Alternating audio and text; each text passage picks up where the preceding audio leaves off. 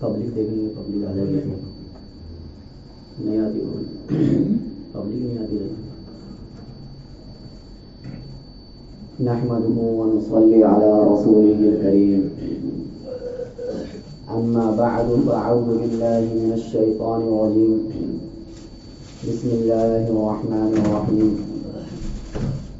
شهر رمضان الذي أنزل فيه القرآن هدى للناس وبينات من الهدى والفرقان. صدق الله العظيم. سامعین محترم اور معزز ساتھیوں، رمضان المبارک کا مہینہ اپنی انتہا کو پہنچتا جا رہا ہے. 2-3 دن باقی ہے، پھر یہ قیمتی اوقات دوبارہ ہمیں ملے یا نہ ملے اس کی کوئی گارنٹی نہیں ہے. اس لیے آخری جمعہ کے ماتحت کچھ باتیں عرض کرنا چاہتا ہوں.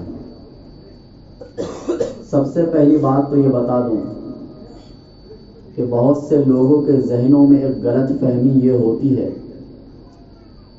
کہ اس جمعہ کا نام الوداعی جمعہ رکھتے ہیں.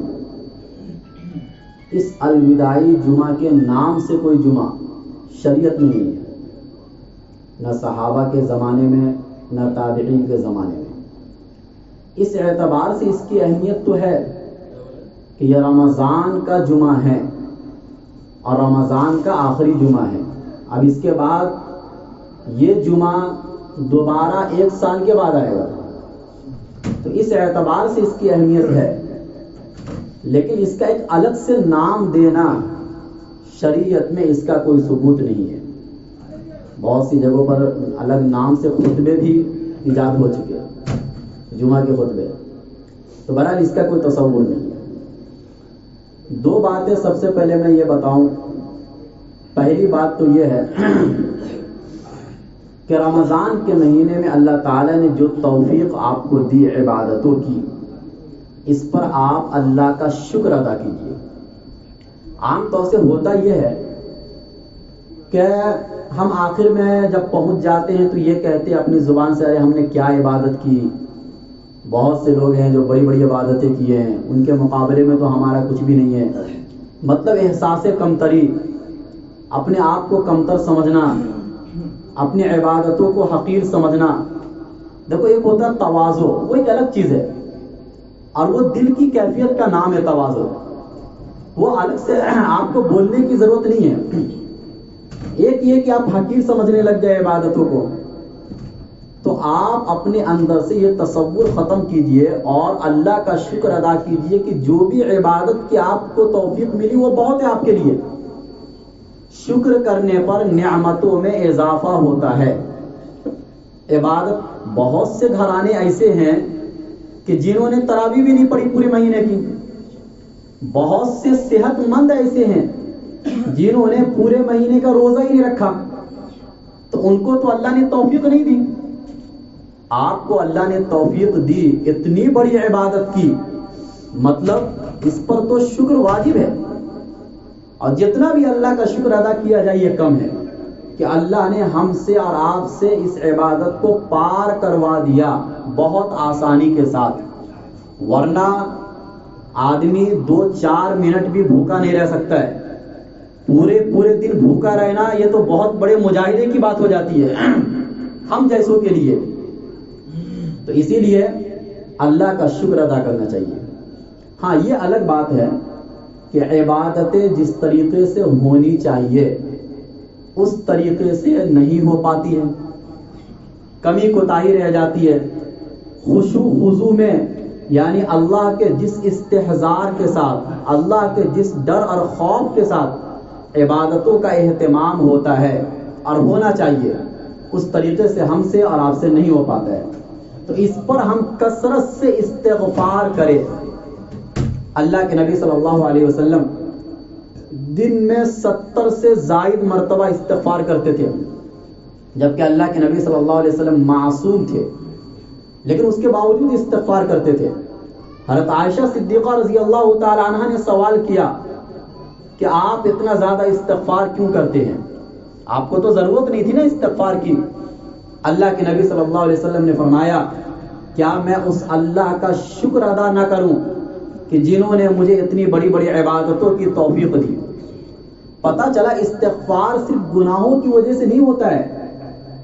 ہم بندے ہیں اللہ کے، بندے بن کر رہنا ہی اچھا لگتا ہے. استغفار علامت ہے اس بات کی کہ آپ اپنے آپ کو اللہ کا غلام سمجھتے ہیں.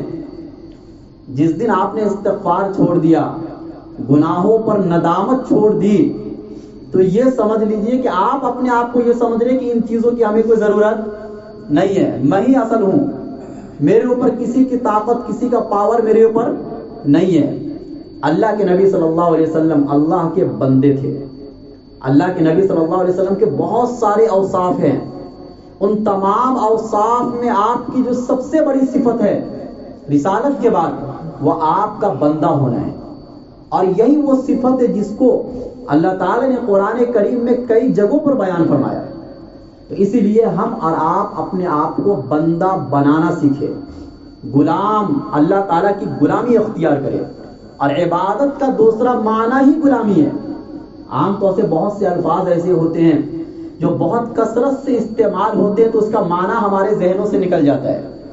عبادت کا دوسرا معنی اگر اردو میں آپ ترجمہ کریں گے تو اس کا ترجمہ ہوگا غلامی، یعنی اللہ تعالیٰ کی غلامی اختیار کرنا. یہ رمضان ہمیں سکھاتا ہے کہ اللہ کی غلامی کیسے اختیار کرنا ہے. تو پہلی بات تو میں نے یہ بتا دیا آپ کو کہ اپنے اندر احساس کمتری کا شکار نہیں ہونا ہے. اللہ کی جو بھی عبادت کی توفیق ملی آپ کو وہ بہت ہے آپ کے لیے، بنسبت ان لوگوں کے کہ جنہوں نے رمضان کے مہینے میں رمضان کی قدر نہیں کی، نہ روزہ رکھ کر نہ تراویح پڑھ گیا. کوئی معمولی چیز نہیں ہے 20 رکعت تراویح پڑھنا. اور جو کبھی کوتاہی ہوئی ہے اس پر کثرت سے استغفار کرنا ہے. اور دوسری چیز جو بتانی ہے وہ یہ ہے کہ دیکھیے کثرت سے استغفار تو کرتے رہنا ہے، یہ تو پورے مہینے جو بھی 2-3 دن باقی اس میں بھی کرنا ہے. لیکن عام طور سے ہوتا یہ ہے کہ جیسے ہی 27 کی تاریخ گزر جاتی ہے اور ہم اس رات میں جاگ لیتے ہیں اور قرآن بھی ختم ہو جاتا ہے، ہمیں ایسا لگتا ہے کہ رمضان ختم ہو گیا. تصور بھی لوگوں کے ذہن میں یہی آتا ہے. حالانکہ ایک حدیث آپ یاد کیجئے، اللہ کے نبی صلی اللہ علیہ وسلم نے فرمایا انما الاعمال بالخواتیم، اعمال کا دار و مدار خاتمے پر ہے. بھائی ایک انسان ہے جو پوری زندگی اچھے اعمال کیا اور آخر میں چل کر اس نے کفریہ کام کر لیا، وہ تو بتاؤ وہ آدمی جہنم میں جائے گا. ایک آدمی پوری زندگی گناہوں کے کام کیا، اللہ کی نافرمانی کیا، اللہ ہی کو نہیں مانتا تھا، آخر میں چل کر 2-3 دن پہلے اس نے توبہ کر لیا اور اللہ کو ماننے لگ گیا. وہ کہاں جائے گا؟ جنت میں جائے گا. اعمال میں آخر وقت کا اعتبار ہوتا ہے. رمضان کا مہینہ یہ جو 2-3 دن ہمیں ملا ہے یہ تو اور زیادہ محنت کرنے والا دن ہے، کیونکہ آپ کو وہ اعمال جو آپ نے کیے ہیں اس کو قبول کروانے والا ہے. یہ جو ایام بچے ہیں اس میں آپ کو اپنے اعمال کو قبول کروانا ہے، رو رو کر، مانگ مانگ کر. اللہ تعالیٰ سارے اعمال کو متقیوں سے قبول کرتے ہیں. تقوی والی صفت اپنے اندر پیدا کرنا ہے. اگر نہیں پیدا ہوئی ہے، وہ جذبات اگر نہیں آئے ہیں، اپنے اندر وہ جذبات لانے ہیں جو روزے سے جو چاہا جا رہا ہے، شریعت کا جو منشا ہے. تو ہوتا یہ ہے عام طور سے کہ لوگ غفلت میں، سستی میں، لاپرواہی میں گزار دیتے ہیں اور آخری رات جو عید کی رات ہوتی ہے وہ شاپنگ میں گزر جاتی ہے. یہ چیز نہیں ہونی چاہیے. جو اسلاف کا جو طریقہ تھا، اکابرین اور بزرگوں کا جو طریقہ تھا، صحابہ تابعین کا جو طریقہ تھا، وہ یہ تھا کہ آخری رات میں دعاؤں کی کثرت کرتے تھے وہ لوگ. کیونکہ اب یہی چیز بچ گئی ہے کہ آپ دعا مانگ مانگ کر، رو رو کر پورے مہینے کی عبادتوں کو اللہ تعالیٰ کے یہاں قبول کروا لیجیے. تو اس لیے دوسرا کام آپ کو یہ کرنا ہے کہ آپ کو غفلت سے یہ 3 دن نہیں گزارنے ہیں. تراویح ختم نہیں ہوئی ہے، قرآن ختم ہوا ہے اور صحابہ کے زمانے میں تراویح پورے مہینے ہوا کرتی تھی. تو ہمیں اور آپ کو یہ چاہیے کہ ہم تراویح کا اہتمام کریں جب تک چاند نہ نکل جائے، رمضان ختم نہیں ہوا. ایسا نہ ہو کہ ہم آخر وقت کو غفلت سے گزارے، رمضان کی ناقدری کرے اور 27 دن کی جو عبادتیں ہیں وہ ضائع ہو جائے. ایسا نہ ہو. وَلَا تُبْطِلُوا أَعْمَالَكُمْ، تم اپنے اعمال کو باطل مت کرو. قرآن کریم کے اندر ہے کچھ غلط کام کر کے، گناہ کر کے اپنے اعمال کو باطل مت کرو. وَلَا تَكُونُوا كَالَّتِي نَقَضَتْ غَزْلَهَا، اس عورت کی طرح مت ہو جاؤ کہ جو مطلب مکہ میں ایک عورت تھی جو وہ ہوتا ہے نا، وہ رسی وہ تانتے ہیں اور وہ بناتے ہیں، تو وہ عورت اسی طریقے سے کرتی تھی وہ، اور آخر میں جب وہ بننے کا وقت ہوتا تو پھر پورے کو ادھیڑ دیتی تھی وہ. تو قرآن نے اس کی مثال دی کہ اس عورت کی طرح مت ہو جاؤ. یعنی اس آیت کا مطلب یہ ہے کہ اپنے آخری وقت کا استعمال صحیح کرو، بہترین کرو، تاکہ اعمال قبول ہو جائے، اللہ کو رحم آ جائے. اپنی حیات اور اپنی حیثیت اللہ کے سامنے ایسی بناؤ کہ آپ فقیر ہو. بندوں کے سامنے نہیں بنانا ہے، لیکن اللہ کے سامنے فقیر رہنا ہی اچھا لگتا ہے. اسی میں آپ کی خوبصورتی ہے، اسی میں آپ کے مرتبے بلند ہوں گے. اس کے بعد رمضان کا مہینہ ہمیں چند سبق دیتا ہے. چونکہ یہ آخری ہفتہ ہے تو 2-3 باتیں اور میں عرض کر دوں. یہ 2 باتیں تو ذہن میں رکھنا ہے آپ کو کہ کثرت سے استغفار کرنا ہے، عبادتوں کو کم نہیں سمجھنا ہے، اور نمبر 2 جو ایام بچے ہیں ان کی قدر کرنا ہے. اس کے بعد چند اسباق ہمیں ملتے ہیں. پہلا سبق تو یہ ملتا ہے مجاہدے کی تربیت، محنت اور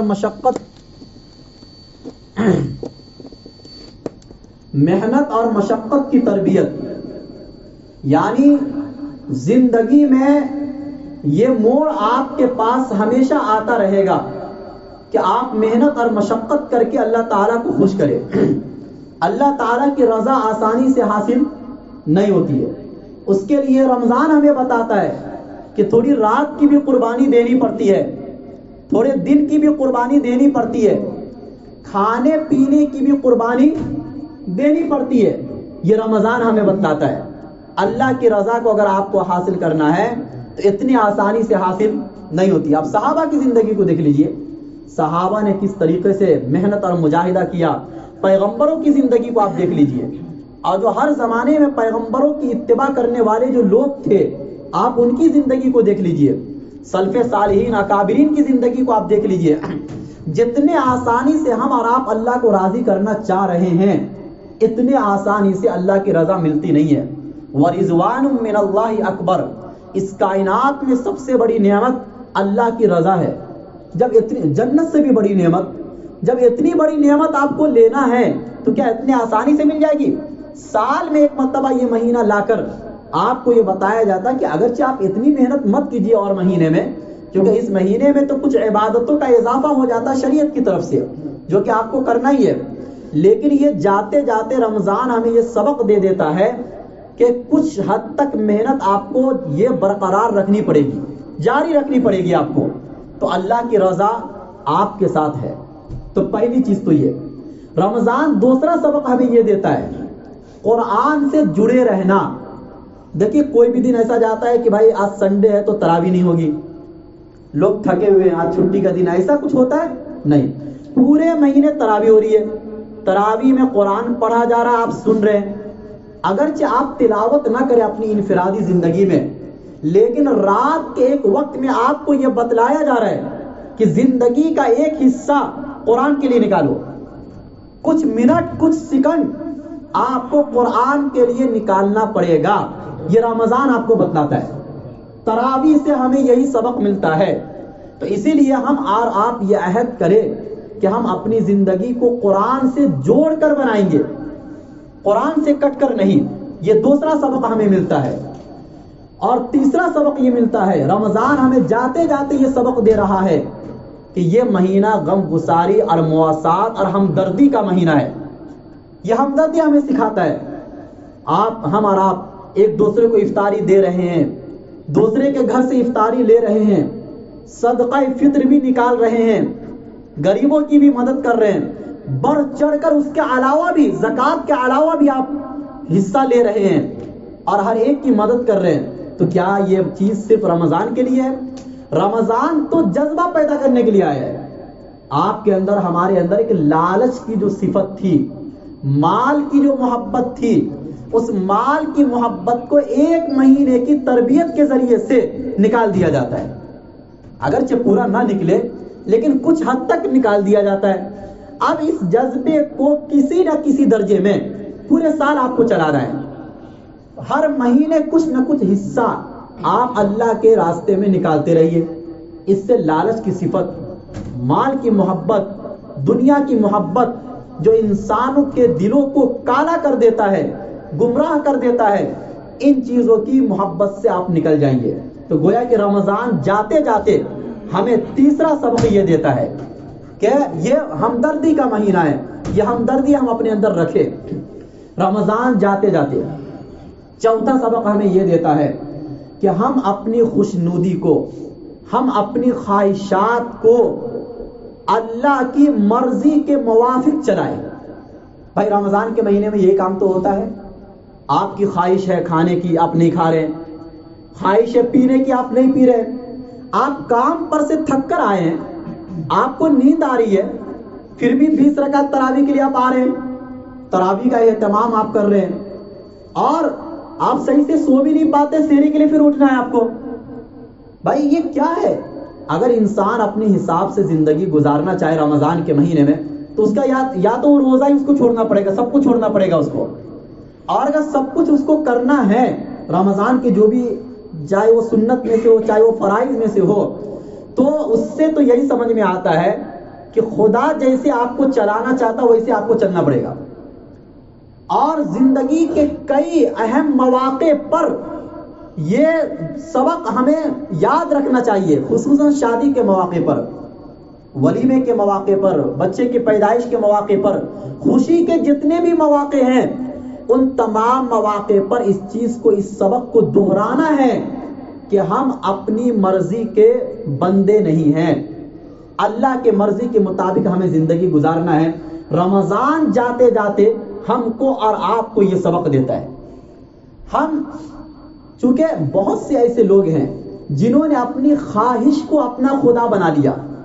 قرآن نے یہ جملہ استعمال کیا ہے، میں اسی کا ترجمہ کر رہا ہوں کہ افرأیت من اتخذ الہہ ہوا، بھلا آپ بتلائیے کہ وہ شخص کہ جس نے اپنی خواہش کو اپنا خدا بنا لیا۔ خواہش کو خدا بنانے کا مطلب یہ ہوتا ہے کہ من چاہی زندگی آپ دنیا میں گزارنے لگ گئے، حالانکہ اللہ نے دنیا کو بنایا ہی اس لیے نہیں کہ آپ من چاہی زندگی گزارے۔ آپ لاکھوں کروڑوں کما کر بھی من چاہی زندگی دنیا میں نہیں گزار سکتے۔ آپ ایک حد تک آپ کھانا کھا سکتے ہیں، اس سے زیادہ تو آپ نہیں کھا سکتے ہیں۔ آپ کو پیاس لگی ہے، پانی پی لیے، پیاس بجھ گئی، بس ختم۔ اس کے بعد اگر ایکسٹرا آپ کو پینا ہے، کچھ وقت کا آپ کو انتظار کرنا پڑے گا۔ پر جنت میں ایسا نہیں ہوگا۔ جنت میں پورے دن آپ پیتے چلے جائیں، کوئی فرق نہیں پڑے گا۔ پتا چلا من چاہی زندگی دنیا اسی لیے بنی ہی نہیں ہے، وہ تو آخرت اللہ نے اس کے لیے بنایا ہے۔ لہذا دنیا میں رہ کر آپ کو جنت کی تیاری کرنی ہے، اور وہ من چاہی زندگی کی تیاری اس والی زندگی میں اللہ کی مرضی کے مطابق اپنی زندگی کو گزار کر بنانا ہے۔ تو اسی لیے یہ رمضان جاتے جاتے ہمیں یہ سبق دیتا ہے کہ پورے 11 مہینے آپ کے اوپر جو بھی حالات آئے ان حالات کو سامنے رکھنا ہے، اور حالات کو سامنے رکھتے ہوئے آپ کو یہ طے کرنا ہے کہ یہاں پر اللہ کی مرضی کیا ہے اور یہاں پر آپ کی مرضی کیا ہے۔ اگر دونوں مرضی ٹکرا جائے تو آپ اللہ کی مرضی کو غالب کیجئے، اوپر کیجئے، اپنی مرضی کو مغلوب کیجئے، مٹا دیجئے۔ اپنے نفس کو مٹانا اسی کو کہا جاتا ہے۔ صحابہ کرام نے نفس کو مٹایا ہے۔ صحابہ کرام کی ایک ایک دن کی زندگی پر اگر آپ غور کریں گے تو یہ چیز روز روشن کی طرح عیاں ہو جائے گی۔ بھائی گھر کو چھوڑنا، اپنے وطن کو چھوڑنا، بیوی بال بچوں کو چھوڑنا، ماں باپ کو چھوڑنا، اپنے مال کو چھوڑنا، یہ وقت کی قربانی، جان کی قربانی، کیا یہ معمولی چیز تھی؟ کیا یہ سبق آپ کو نہیں دے رہا ہے کہ کس جنت کو حاصل کرنے کے لیے کتنی بڑے محنت اور مجاہدے کی ضرورت ہے؟ اللہ کی مرضی کو بہت آگے رکھنے کی ضرورت ہے، صرف آگے نہیں، بہت آگے رکھنے کی ضرورت ہے۔ یہ رمضان ہمیں سبق دیتا ہے۔ اسی طریقے سے رمضان، یہ 4 سبق ہوئے، 5واں سبق، رمضان مقصد اور مشن کی یاد دہانی کراتا ہے۔ بھائی کس مقصد کے لیے آپ دنیا میں آئے ہیں؟ اللہ کی عبادت کے لیے۔ ایک مقصد تو یہی کہ جو بتایا جاتا عام طور سے قرآن کریم کی آیت بھی ہے کہ وَمَا خَلَقْتُ الْجِنَّ وَالْإِنسَ إِلَّا لِيَعْبُدُونَ، کہ ہم نے انسان اور جنات کو اپنی عبادت کے لیے پیدا کیا۔ دوسرا مشن یہ ہے انسان کی زندگی میں جو پیدا کیا گیا انسان کو، کہ اس مشن پر تسلسل سے عمل کرنا۔ ان الذین قالوا ربنا اللہ ثم استقاموا، کہ ہم نے یہ کہا کہ ہمارا رب اللہ ہے اور پھر اس پر لوگ جم گئے۔ یہ رمضان کا مہینہ ہمیں اور آپ کو یہ سبق دیتا ہے کہ یہ جو عبادت آپ پورے مہینے کیے، یہی آپ کا مشن ہے، دنیا میں آنے کا یہی آپ کا مقصد ہے۔ اور اسی وجہ سے رمضان میں ہمیں اور آپ کو سکون زیادہ ملتا ہے، کیونکہ ہم اپنے مشن پر چل رہے ہوتے ہیں، ہم اپنے نیچر پر چل رہے ہوتے ہیں۔ جس چیز کے لیے اللہ نے پیدا کیا آپ اسی چیز کے لیے ہر کام کر رہے ہیں، تو آپ کو تو سکون ملے گا ہی۔ یہ جو قرآن کریم میں جو کہا گیا کہ الا بذکر اللہ تطمئن القلوب، یاد رکھو اللہ کے ذکر سے دلوں کو اطمینان ملتا ہے، تو ذکر کا یہ مطلب نہیں ہے سبحان اللہ سبحان اللہ سبحان اللہ، بھائی یہ ذکر کا ایک حصہ ہے۔ ذکر روزہ بھی ہے، روزہ بھی کس میں آتا ہے بھائی؟ ذکر میں آتا ہے، یعنی عبادت ساری کی ساری یہ اذکار میں داخل ہیں، ذکر میں داخل ہیں، اور عبادتوں سے دل کو سکون ملتا ہے۔ رمضان کے مہینے میں اتنی محنت کر کے بھی جو ہمیں سکون ملتا ہے، وہ 11 مہینے سو کر سکون نہیں ملتا ہے، وہ 11 مہینے کھا پی کر سکون نہیں ملتا ہے۔ اور رمضان کے مہینے میں بہت زیادہ سکون ملتا ہے، کیونکہ ہم اپنے مشن کو یاد کر چکے ہوتے ہیں، ہم اپنے مقصد کو پورا کر رہے ہوتے ہیں، جس کی بنیاد پر اللہ تعالی ہمارے دلوں کو سکون پہنچاتا ہے۔ یہ دل کو جب اللہ نے اپنی عبادت کے لیے بنایا ہے تو اس دل کو تو کسی اور کی محبت سے سکون مل ہی نہیں سکتا ہے نا۔ اور دنیا کی محبت سے کیا سکون ملے گا؟ جس کو اللہ تعالیٰ نے اپنی نظر میں سب سے زیادہ حقیر بنایا ہو، اس سے اس دل کو کیا سکون ملے گا؟ تو 5واں سبق رمضان آپ کو یہ دیتا ہے کہ اپنے مشن کو یاد رکھو، اپنے مقصد کو پورے سال یاد رکھو، اس مقصد کو اپنے ذہن سے بھلانا نہیں ہے اور ہٹانا نہیں ہے۔ 6واں سبق جو ہمیں اور آپ کو ملتا ہے رمضان سے، وہ اطاعت، فرما برداری، اللہ تعالیٰ کی بات کو ماننا اسی طریقے سے جس طریقے سے ماننے کا حکم اللہ تعالیٰ نے ہمیں اور آپ کو دیا ہے۔ ہم رمضان کے مہینے میں اسی طریقے سے مانتے نا۔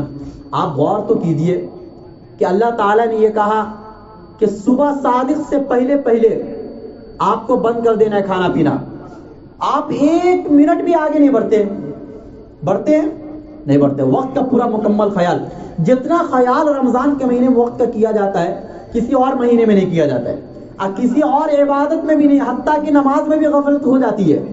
بھائی نماز میں بھی آدمی کبھی 1 رکعت چھوٹ رہی ہے، کبھی 2 رکعت چھوٹ رہی ہے، کبھی تو پوری نماز جاری ہے۔ لیکن رمضان کے مہینے میں جب بندہ سحری کے لیے بیٹھتا ہے تو گھڑی ساتھ میں لے کے بیٹھتا ہے، وقت کا خیال کرتے ہوئے بیٹھتا ہے، اور 1 منٹ کی بھی غفلت اور لاپرواہی نہیں برتتا ہے وہ۔ اور افطاری کے وقت میں بھی جو وقت ہوگا، یعنی تاخیر تو ہو سکتی ہے لیکن جلدی کا کوئی امکان نہیں ہے۔ آدمی کارڈ لے کے بیٹھتا ہے کہ بھائی 1 منٹ بھی پہلے نہیں ہونا چاہیے۔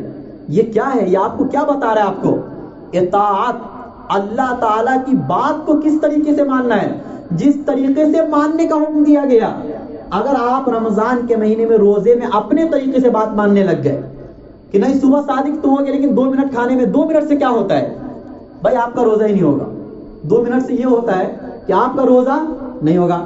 آپ نے 1 منٹ پہلے جان بوجھ کر افطاری کر لی، 60 روزے آپ کو رکھنے پڑیں گے، کیونکہ آپ نے جان بوجھ کے روزے کو توڑ دیا۔ 1 منٹ کا اتنا خیال رمضان کے مہینے میں، اطاعت کا یہ جذبہ، اللہ تعالیٰ کی بات کو ماننے کا یہ جذبہ، اسی طریقے سے جس طریقے سے ماننے کا حکم دیا، یہ رمضان ہمیں سبق سکھاتا ہے۔ اس لیے ہم یہ عہد کریں کہ ہم اپنے 11 مہینے میں بھی اللہ تعالیٰ کی بات کو اسی طریقے سے مانیں گے, اپنے طریقے سے نہیں. اللہ تعالیٰ نے جس طریقے سے ماننے کا حکم دیا ہے اسی طریقے سے ہم اللہ تعالیٰ کی باتوں کو مانیں گے. اسی طریقے سے یہ 5-6 سبق ہو گئے, ایک دو اور. اخلاق کی تربیت. دیکھیے ہمارے نبی صلی اللہ علیہ وسلم کا جو دین ہے نا, اس میں اخلاق پر بہت زور دیا گیا ہے, اور اخلاق کا سارا دار و مدار تقویٰ کے اوپر ہے. جس کے دل میں ڈر نہیں اللہ تعالیٰ کا, اس کے اخلاق اچھے نہیں ہو سکتے. اخلاق اگر اچھے بنانے ہیں تو سب سے پہلے تو اللہ کا ڈر اپنے اندر پیدا کرنا پڑے گا. آپ کے اخلاق کتنے اچھے ہو جاتے ہیں, آپ ایک دوسرے کی مدد کر رہے ہیں, ایک دوسرے کا سہارا بن رہے ہیں, ایک دوسرے کا خیال کر رہے ہیں, اپنے گھر والوں کا بھی خیال کر رہے ہیں, اور اسی طریقے سے ہم اپنے آپ کو کنٹرول بھی کر رہے ہیں. بہت ساری چیزوں کے اندر, کھانے پینے کی چیزوں میں کنٹرول ہے, اور خواہشات پر کنٹرول ہے. یعنی گویا کہ رمضان کنٹرول کرنا آپ کو سکھاتا ہے. ضبط نفس کو ضبط کرنا, جکڑ کے رکھنا اپنے اندر, اپنے مرضی کے مطابق اپنے نفس کو چلانا, یہی ہے اچھے اخلاق. اخلاق کو ایسی چیز نہیں جو آپ کو دکھلایا جائے یا جس کا الگ سے ذکر کیا جائے. اس کے بہت سارے شعبے ہیں, اس کے بہت سارے شعبے ہیں. ان شعبوں کو اگر سمجھنا ہے تو سمجھنے کا سب سے بہترین طریقہ یہ کہ اپنے نفس کو کنٹرول میں رکھو. اور نفس کو کنٹرول کرنا یہ سب سے بڑا اخلاق ہے. آپ بتائیے کہ رمضان کے مہینے میں آپ اپنے نفس کو کنٹرول کرتے کہ نہیں کرتے؟ اور کنٹرول ہر چیز میں, یہ تو 3 چیزوں کا نام صرف لے لیا جاتا ہے چونکہ اصل یہی ہے, جیسے کھانا پینا خواہشات. لیکن غصے کو کنٹرول کرنا یہ بھی اس میں داخل ہے, یہ بھی سکھا رہا رمضان آپ کو. جھوٹ بولنے کی نوبت آئی, آپ جھوٹ بولنے سے بچ گئے, یہ بھی کنٹرول ہے. یہی تو تقویٰ ہے. قرآن نے جو کہا ہے یا ایھا الذین آمنوا کتب علیکم الصیام, کہ تمہارے پر روزہ فرض کیا گیا جیسے کہ تم سے پہلی امتوں پر روزہ فرض کیا گیا تھا, تاکہ تمہارے اندر تقویٰ پیدا ہو جائے. تو تقویٰ صرف یہ نہیں ہے کہ ہم کھانے پینے خواہشات سے بچ گئے, تقویٰ یہ بھی ہے کہ وہ بیماریاں جو ہمارے دلوں کو لگتی ہے اور ہمارے اعمال کو ضائع کر دیتی ہے, ان تمام بیماریوں سے اپنے آپ کو بچانا. غصہ, جھوٹ, غیبت سے بھی انسان بچتا ہے رمضان کے مہینے میں. چغلی, برائی, یہ تمام وہ بیماریاں ہیں جو ہمارے اندر پائی جاتی ہیں. یہ سب کبیرہ گناہ ہیں, لیکن ہم اور آپ اس کے اوپر کوئی دھیان نہیں دیتے ہیں. یہ رمضان سکھاتا ہے کہ جس طریقے سے آپ کھانے پینے سے رک گئے جو کہ حلال تھا آپ کے لیے. بھائی کھانا پینا کوئی حرام چیز تو نہیں ہے نا, آپ حلال پیسے سے حلال چیز خریدے, یہ کھانا پینا آپ کے لیے حلال ہے اور آپ کھا سکتے ہیں, لیکن پھر بھی آپ ان چیزوں سے رک گئے. تو یہ کیا بات ہوئی کہ جو چیزیں پہلے سے حرام تھی آپ ان سے نہیں رک رہے. جو چیزیں پہلے سے حرام تھی, جھوٹ بولنا, غیبت کرنا, چغلی کرنا, آپ ان سے نہیں رک رہے. تو رمضان کا مہینہ ہمیں یہ بتاتا ہے کہ جس طریقے سے اللہ کو خوش کرنے کے لیے آپ حلال کو چھوڑ سکتے ہیں, تو اللہ کو خوش کرنے کے لیے حرام کو چھوڑنا تو بدرجہ اولا ضروری ہے. تو اسی لیے ہم اور آپ رمضان کے مہینے سے اور بھی بہت سے اسباق ہیں, انشاءاللہ عید والے دن کچھ چیزیں بتا دوں گا. آج ہمیں جو جتنے اسباق میں نے 5-6 بتائی وہ بہت اہم ہیں, اور یہ پورے رمضان کا نچوڑ ہے جو میں نے آپ کو بتایا. اس کو اپنے ذہن میں بیٹھانا ہے اور اسی کے اوپر عمل کرنا ہے پوری زندگی. اس کے بعد ایک چیز یہ بتا دوں کہ صدقہ فطر جو ہے نا 100 روپیہ آپ لوگ نکال لیجئے, اور رسید اگر آپ کو کٹوانی ہے تو جناب کے پاس جا کر رسید بھی آپ کٹوائیے, کیونکہ اپنی مسجد کی رسید جو ہے بن چکی ہے. پچھلے سال بھی اسی کے اوپر عمل ہوا, اس سال بھی انشاءاللہ اسی کے اوپر عمل ہوگا. تو پچھلے ہفتے تو میں نے یہ بتلا دیا تھا, ایک خلاصے کے طور پر بتا دیا تھا, آپشن دے دیا تھا کہ بھائی کوئی کھجور کے اعتبار سے بھی نکال سکتا ہے, کوئی کشمش کے اعتبار, چونکہ حدیث میں ساری چیزوں کا ذکر ہے. لیکن اگر کسی کو نہیں سمجھ میں آ رہا ہے اور آپ نارملی نکالنا چاہتے ہیں تو 100 روپیہ صدقہ فطر اپنی طرف سے, اپنے بچوں کی طرف سے بھی, نابالغ بچے کی طرف سے بھی, جو اس سے پہلے پیدا ہو جائے اس کی طرف سے بھی, سب کی طرف سے صدقہ فطر نکالنا ہے. اور بوڑھوں کی طرف سے بھی, جوان کی طرف سے بھی, جو روزہ رکھے وہ بھی, جو روزہ نہیں رکھے وہ بھی نکالیں گے, کیونکہ یہ رمضان کی مستقل عبادت ہے اور عید کی نماز سے پہلے آپ اس کو ادا کر دیجیے. اللہ تعالی ہم سب کو کہنے سننے سے زیادہ عمل کرنے کی توفیق نصیب فرمائے. ٹھیک ہے خطبے میں اعلان کر دیں.